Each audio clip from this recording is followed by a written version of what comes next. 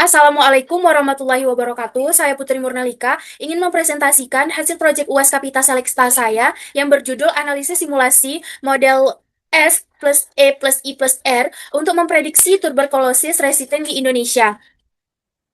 Nah, pada latar belakang ini dapat kita ketahui bahwa tuberkulosis atau sering dengar dengan TB tetap menjadi masalah kesehatan global, terutama dengan meningkatnya kasus TB resisten seperti MDR-TB yang dimana itu terinfeksi menengah dan XDR-TB itu terinfeksi tinggi, di mana infeksi TB laten (LTBT) berpotensi berkembang menjadi TB aktif jika tidak ditangani. Model S plus E plus I plus R digunakan untuk mensimulasikan dinamika penyebaran TB di Indonesia, yang mana dapat diketahui ini memfokuskan pada peran tingkat kesembuhan atau dapat disebut recovery rate (LTBT) dalam menekankan penyebaran TB resistan.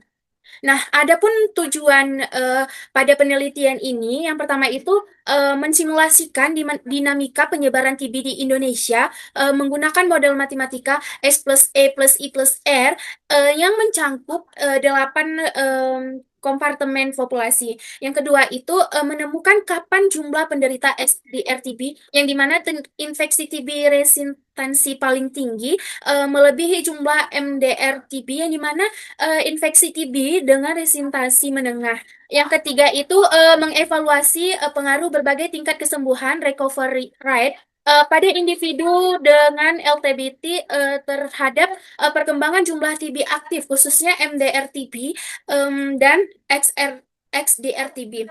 Yang keempat itu memberikan dasar pertimbangan ilmiah bagi pengambilan kebijakan dalam merancangkan strategis pengendalian dan eliminasi TB di Indonesia.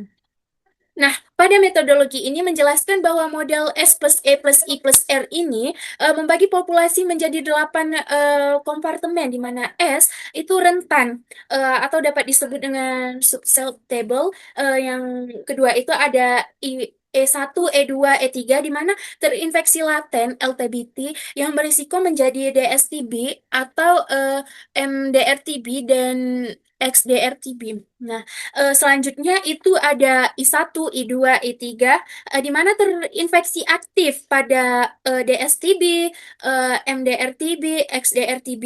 Nah, pada R itu sembuh, di mana transisi antar kompartemen dimodelkan menggunakan sistem persamaan diferensial, biasanya dengan model ODB, parameter transisi infeksi, aktivitas, kematian, kesembuhan, dan kehilangan kekebalan dikalibrasi dari literatur dan data epidemiologis Indonesia.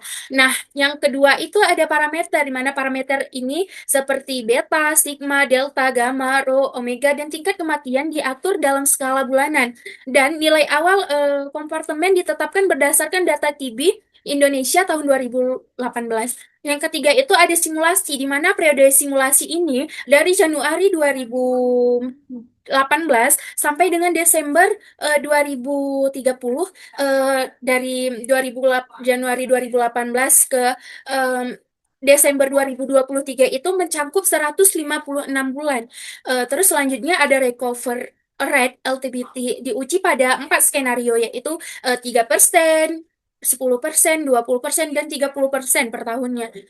Terus selanjutnya itu ada menggunakan paket Desolver pada RStudio untuk menyelesaikan sistem ODB. Selanjutnya itu output analisis untuk menemukan waktu ketika ketika I3 atau XDR-TB lebih besar daripada I2 MDR-TB.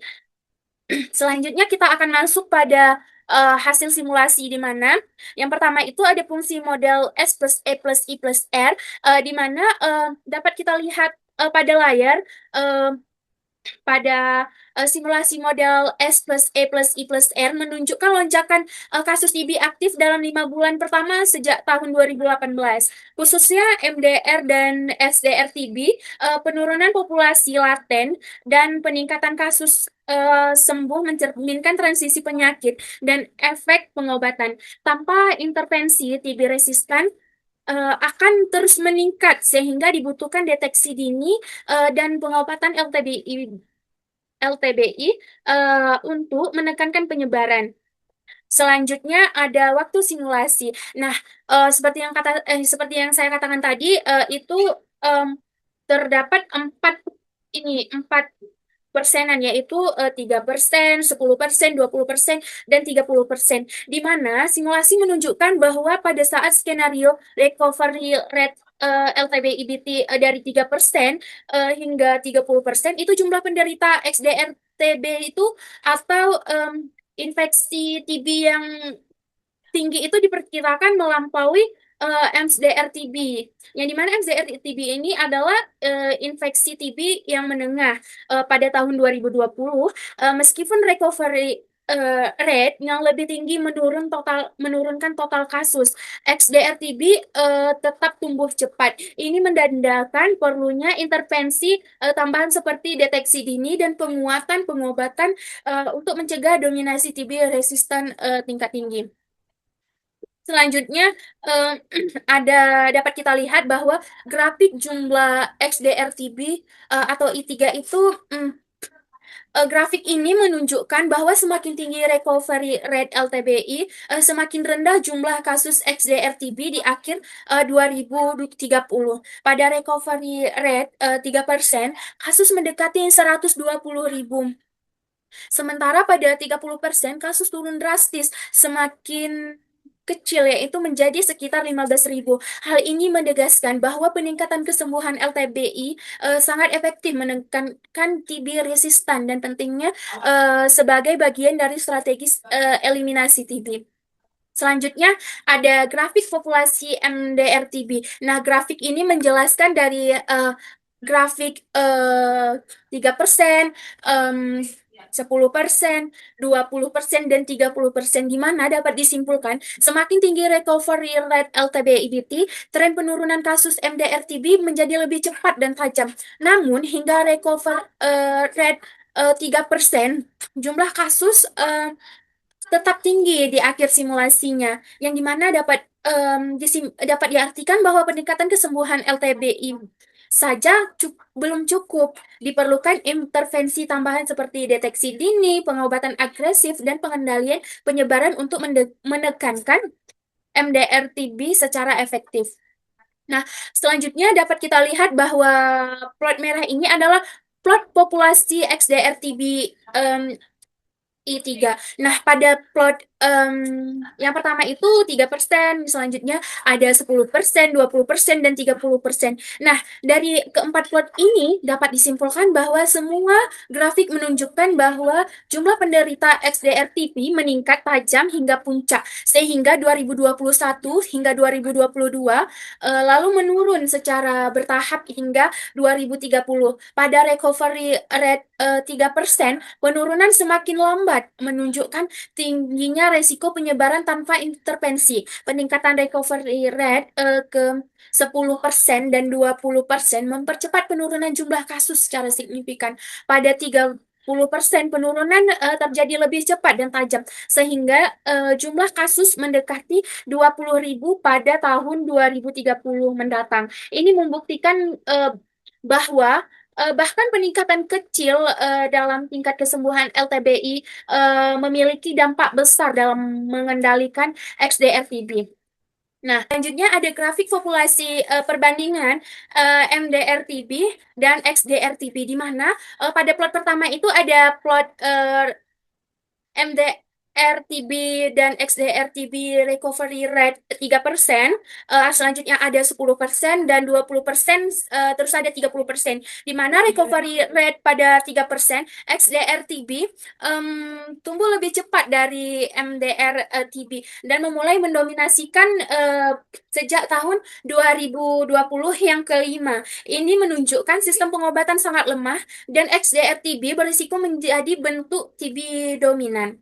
Nah, selanjutnya ada recovery rate yang 10%, XDR-TB masih melampaui MDR-TB, sehingga tahun 2020 yang ke-33 Tetapi perbedaannya mulai mengecil, di mana intervensi mulai terasa meskipun belum cukup kuat menahan dominasi XDR-TB. Nah, pada recovery rate yang ke-20%, XDR-TB hanya sebentar melampaui MDR-TB, sehingga tahun 2020 yang ke-8, lalu turun lebih cepat. Ini menjadi titik balik awal bahwa intervensi mulai efektif. Selanjutnya ada recovery rate 30%, di mana DRTB tidak lagi mendominasikan setelah titik potong di tahun 2020, jumlahnya terus menurun dan tetap di bawah DRTB. Ini menandakan sistem pengobatan sudah mampu mengendali TB resistan. Nah,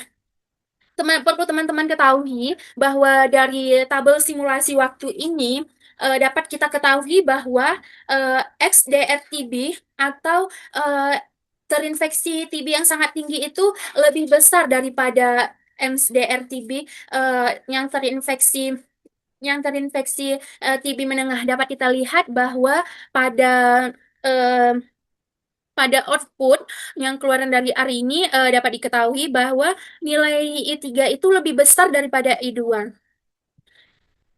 Selanjutnya, kesimpulan di mana berdasarkan hasil simulasi model S plus E plus I plus R selama periode tahun 2018 hingga tahun 2030 diperoleh beberapa kesimpulan penting. Jumlah kasus TB aktif, baik yang sensitif maupun yang resistan terhadap obat cenderung meningkat secara signifikan dalam 5 tahun pertama jika ada peningkatan intervensi medis. Yang kedua itu ada SDR-TB atau I3 diproyeksikan akan melampaui MDR-TB I2 pada tahun 2020, bahkan dalam skenario dengan recovery rate setinggi 30%. Ini menunjukkan urgensi dalam penanganan LTBI. Yang ketiga itu ada recovery rate LTBI yang lebih tinggi secara konsisten, menghasilkan penurunan signifikan pada jumlah penderita XDR-TB dan MDR-TB pada recovery rate 30%. Jumlah kasus XDR-TB di tahun 2030 bisa ditekankan sehingga sekitar 15.000 kasus dibandingkan hampir 120.000 pada recovery rate 3%. Yang keempat itu ada intervensi dini terhadap LTBI seperti terapi pencegahan dan kampanye peningkatan pendarahan yang penting untuk menekankan potensi transisi menuju TB resistan. Yang keempat, yang kelima itu dengan demikian model S plus E plus I plus R tidak hanya berguna sebagai alat prediksi, tetapi juga sebagai dasar dalam menyusun kebijakan berbasis bukti untuk eliminasi TB di Indonesia. Eh, Sekian hasil dari presentasi saya. Lebih dan kurang saya mohon maaf. Wassalamualaikum warahmatullahi wabarakatuh.